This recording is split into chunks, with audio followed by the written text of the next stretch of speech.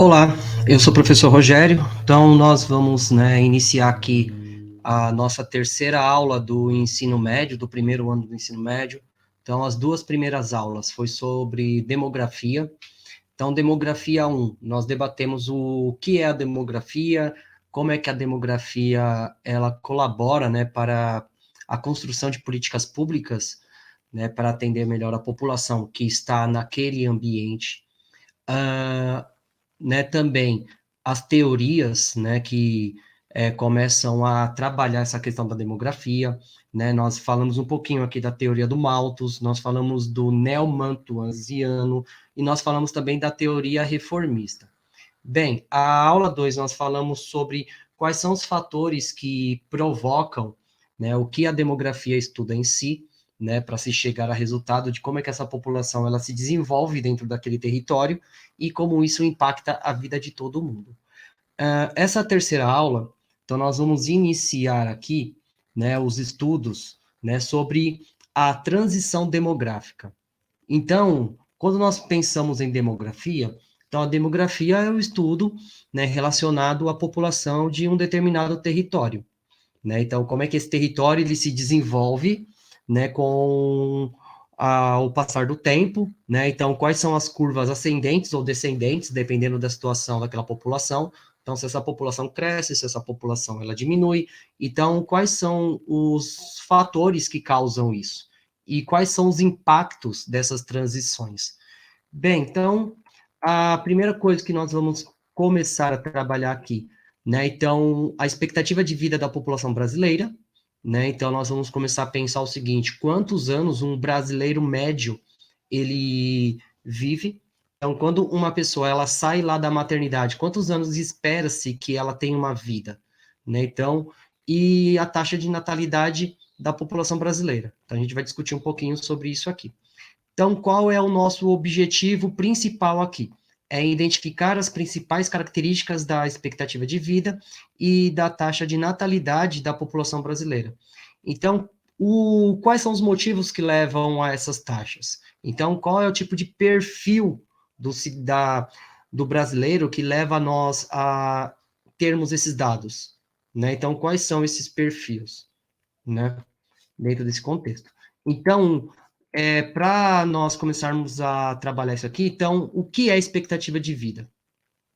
Então, a expectativa de vida, também é chamada de esperança de vida ao nascer, consiste na estimativa do número dos anos em que se espera que o indivíduo possa viver naquele território. Então, esse dado é muito importante, visto um critério utilizado para Programa das Nações Unidas para o Desenvolvimento Humano, no caso, PNUD, para se calcular o Índice de Desenvolvimento Humano, o IDH, de um determinado lugar. Então, vários fatores exercem influência direta nas expectativas de vida da população de um país. Então, serviços de saneamento básico, alimentação, índices de violência, poluição, serviços de saúde e educação, entre outros. Então, aqui nós temos um pequeno um pequeno exemplo do seguinte: o que faz uma pessoa ela ter essa esperança de vida? Então, quando nós pensamos em realidades, pensando em vários fatores, então não é apenas a pessoa ela nasce e se espera, mas o que leva a esses dados? Então, o que vai influenciar, e principalmente essa expectativa de vida, quais são os impactos na questão, principalmente do desenvolvimento urbano ou humano dentro daquele país, ou dentro daquela, dentro dos seus territórios. Então, qual é o IDH, daquele território?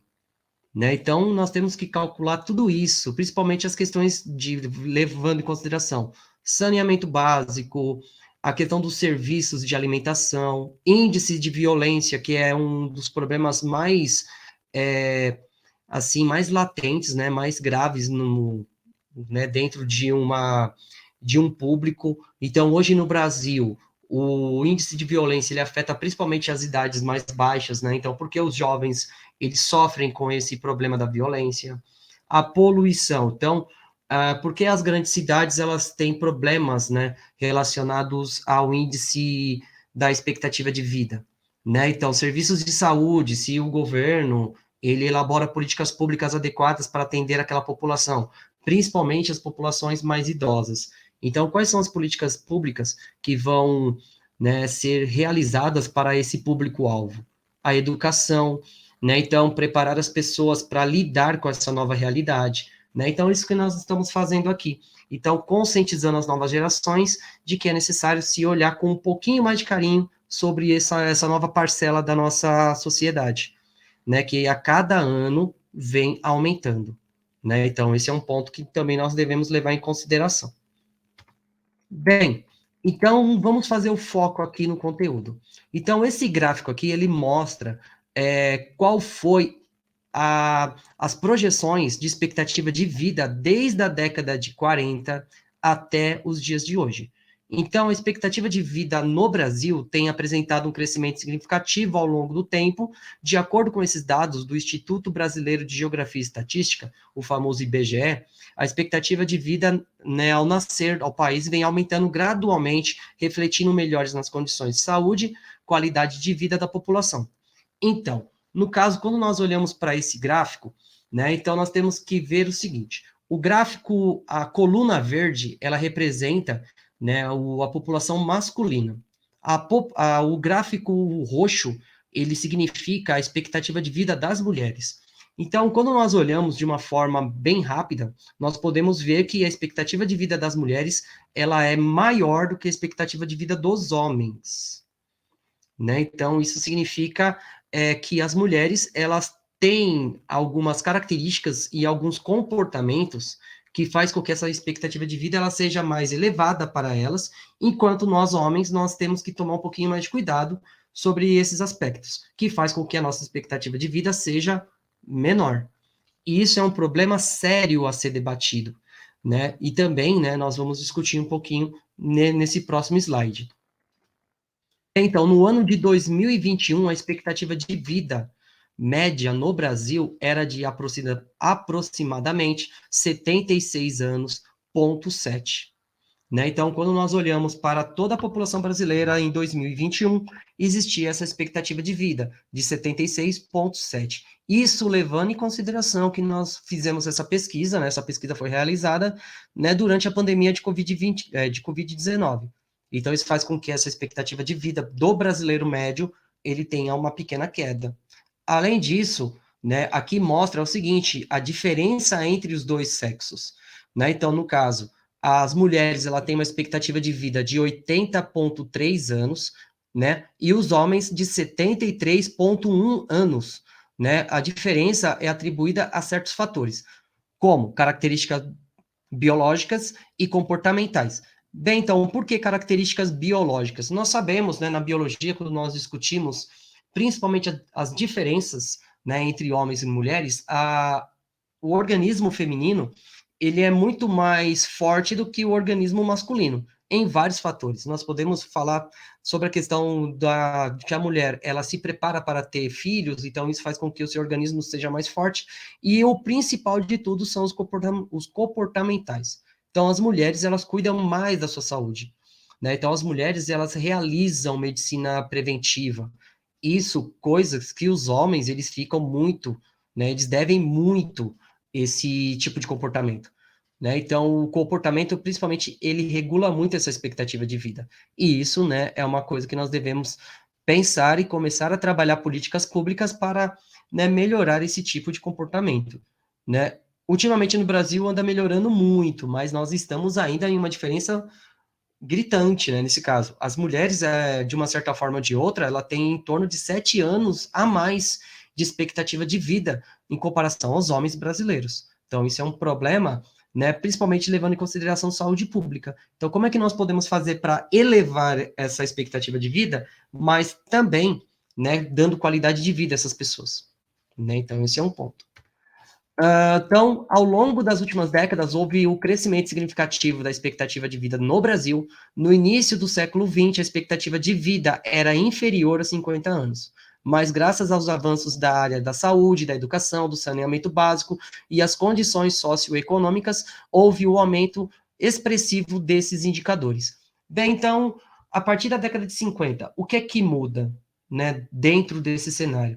Então, até a década de 50, nós temos que levar em consideração que uma grande parte da população brasileira, ela era predominantemente rural. Então, essas pessoas viviam no campo, então elas não tinham acesso a tantas ferramentas, a tantos aparelhos públicos, né, que possibilitavam uma maior qualidade de vida. Então, no caso, no campo, né, lá na década de 50, a questão de saúde pública, ela era bem comprometida. Isso sem contar com outras questões também, como medicamentos, procedimentos médicos, entre outras questões. A educação, né? A educação que não levava informações básicas para essas pessoas. A questão de saúde bucal, né? De tratamento, né? De tratamentos básicos de saúde, vacinação. Lembrando que até a década de 80, as crianças elas eram vacinadas dentro da escola, né? Então isso é um problema que nós devemos, né, também discutir aqui, né? Porque hoje existe um grande movimento anti-vax e isso é um problema a ser, né, discutido. A questão do saneamento básico, né? Então a chegada de água e esgoto na maioria das casas, na maioria das residências, né, dentro do nosso país. Então isso também faz com que, né, a expectativa de vida em alguns lugares cresçam, né? Então as condições socioeconômicas, então essas pessoas elas têm acesso a outros instrumentos, a uma alimentação mais saudável, entre outras coisas, faz com que esses índices eles vêm aumentando gradativamente a cada período, né? Então, a cada censo, que é realizado a cada 10 anos, nós, né, estamos vendo essa curva ascendente, né, no caso da expectativa de vida, né, que a gente tem que pensar um pouquinho aqui. Bem, então, entre os principais fatores que contribuíram para a evolução estão a redução da mortalidade infantil, a melhoria das condições né, de saneamento básico, a ampliação do acesso aos serviços de saúde, a disseminação de políticas de prevenção de doenças, os avanços nos tratamentos médicos e a promoção do estilo de vida mais saudável, né? Então, um ponto também aqui que nós devemos levar em consideração é a queda da mortalidade infantil, né? Então, isso por conta de, né, melhorias dos equipamentos médicos e também a questão das vacinas, que até a década de 50 era algo bem precário, né? Então, no caso, as doenças que nós estamos, né, no Brasil, até alguns anos atrás, estava erradicado, no caso, a polio, né, a poliomielite, era uma doença erradicada no Brasil, né, por conta de movimentos anti-vax, né, essas doenças estão retomando, né, levando em consideração o quê? Que doenças, né, vírus, eles são mutáveis, então eles vão se modificando com o passar do tempo, e com isso, né, além de que as pessoas estão relaxando na questão das vacinas, então isso faz com que esses vírus, eles não tenham, né, assim, eles possam, né, evoluir e conseguir furar as nossas proteções né, ou as proteções vacinais. Isso é um problema a ser debatido, né? O estilo de vida mais saudável também. Então, de uma certa forma ou de outra, né, políticas públicas como a questão do combate ao tabagismo, né? Então, a questão de que hoje a população brasileira ela tem um menor índice, né, de tabagismo da história, então isso faz com que a qualidade de vida dessas pessoas ela aumente, né? Lógico que nós estamos ainda muito longe de países como o Japão, né, como Suécia, em países que têm, né, o índice, a expectativa de vida muito mais elevado do que o nosso, mas o caminho é esse. Bem, então aqui nós temos um mapa, né, que mostra quais são a expectativa de vida, né, em cada estado, né? Então, quanto mais claro dentro desse mapa, então, quanto mais o roxinho, quanto mais claro, né, menor a expectativa de vida. Dentro desse contexto todo, o estado que é o mais, né, que tem a expectativa de vida mais elevada é o estado de Santa Catarina. Por um outro lado, o estado que tem a menor expectativa de vida é o estado de Rondônia, né? Então, o que faz essas diferenças tão gritantes, né? No caso de quase 3, 4 anos de expectativa de vida de um brasileiro médio, né? No caso, a expectativa de vida total do brasileiro, somando todos os estados da nossa federação, é de 76,6 anos, quanto no estado de Santa Catarina é de 79,6. Então, o que faz o estado de Santa Catarina ter né, essa questão da expectativa de vida maior, né, segundo os dados coletados pelo IBGE. Né? Então, quais são as políticas públicas que são realizadas lá? Então, nós podemos usar essas políticas públicas como exemplo para poder trazer também, né, para os outros estados. Então, isso é um ponto que nós temos que conversar também um pouquinho mais a sério, né, e principalmente cobrar das nossas autoridades esse tipo de medida.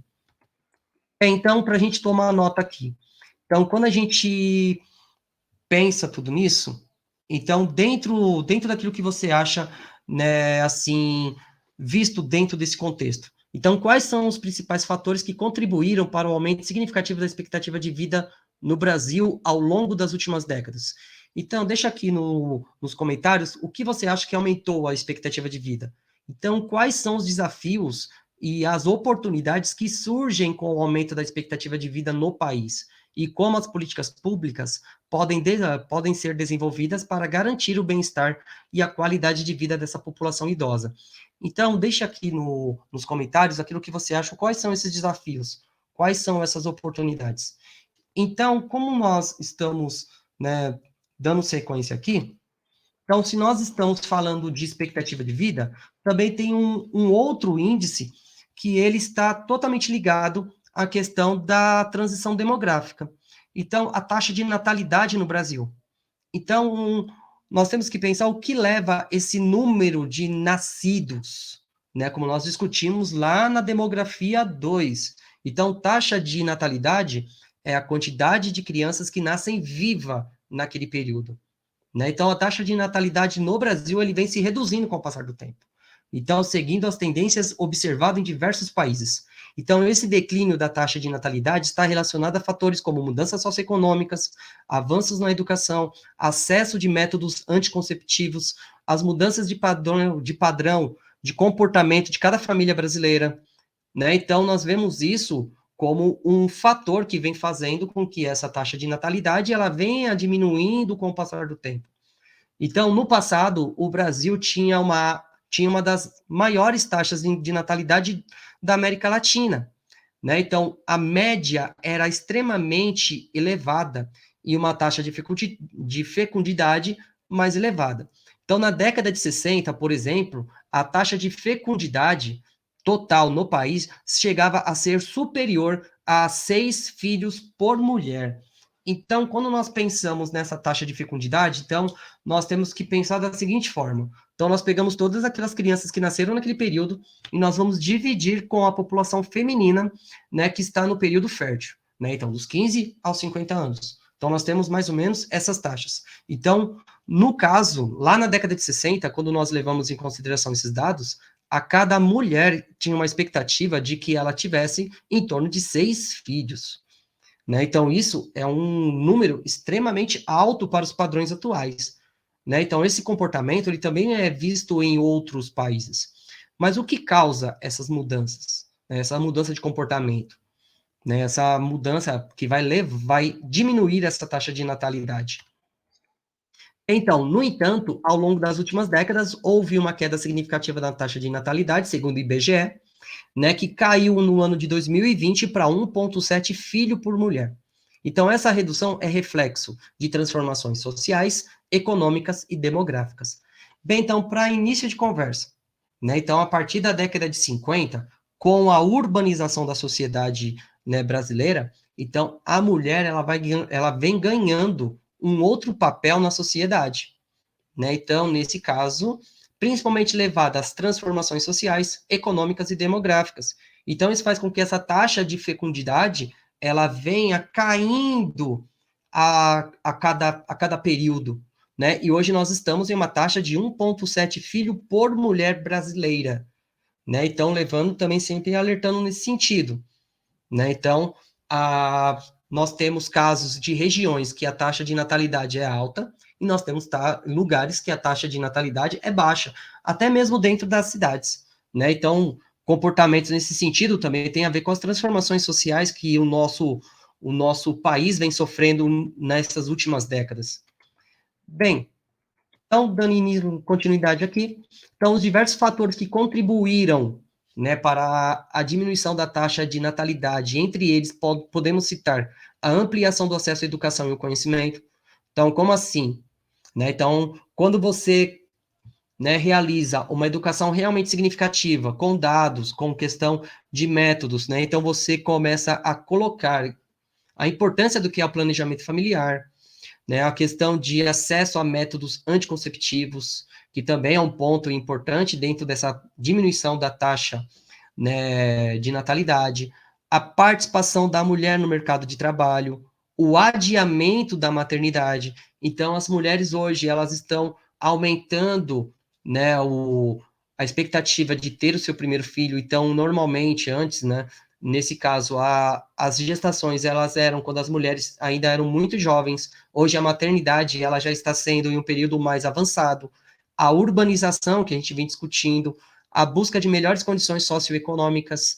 Então, tudo isso faz com que essa taxa de natalidade ela venha diminuindo com o passar do tempo, né? Então, nós podemos pensar da seguinte forma: é uma via de mão dupla. Diminui a taxa de natalidade, aumenta a expectativa de vida. Mas quais são os impactos desse tipo de nova transição demográfica dentro da sociedade brasileira? Bem, então, a redução, né, que é óbvio, né, a questão da diminuição da taxa de natalidade, ela vai impactar diretamente nos fatores sociais, econômicos e demográficos. Ela afeta principalmente a estrutura, né, né, a estrutura etária da população, com uma diminuição, né, da proporção de jovens em relação à população total, dando consequências para a previdência social, a educação, a saúde pública, entre outros fatores, né, tema que será aprofundado na próxima aula, mas é importante nós focarmos isso. Então, no caso, a previdência social, né, a questão de mão de obra, educação, então nós temos que preparar pessoas para lidar com essa nova realidade. A saúde pública, que antes estava focada no atendimento de crianças e jovens, então ela tem que criar novas ferramentas e novas atitudes para lidar, né, com essa nova realidade. Então é importante ressaltar as taxas de natalidades podem ser variadas em diferentes regiões do Brasil, entre as diversas situações socioeconômicas. Além disso, é necessário acompanhar de perto as informações, pois as mudanças das políticas públicas na economia e no comportamento sociais podem influenciar na taxa de natalidade ao longo do tempo. Então, como hoje nós estamos com uma taxa de natalidade cada vez menor, então, somando tudo isso a novos comportamentos, a nova forma de ver o mundo, então essa taxa de natalidade ela tende a diminuir ainda mais, né? Então, isso é um problema que outros países, como o Japão, Portugal, eles já estão sofrendo com esse problema, né? Então, nós temos também que pensar, né, que não pode ser nem totalmente uma taxa de natalidade extremamente alta, mas também não pode ser uma taxa de natalidade extremamente baixa. Então, isso faz com que a nossa sociedade ela entre em um processo de desequilíbrio. E isso é um problema a médio, longo prazo. Então, o que nós aprendemos hoje, né? Então, o que nós temos que pensar aqui? Então, as características da expectativa de vida do Brasil, né? Então, o que faz o brasileiro ter essa expectativa de vida, as características da taxa de natalidade, né? Então, o que faz o nosso comportamento de termos filho vai ser, né, considerável, né, dentro dessa realidade.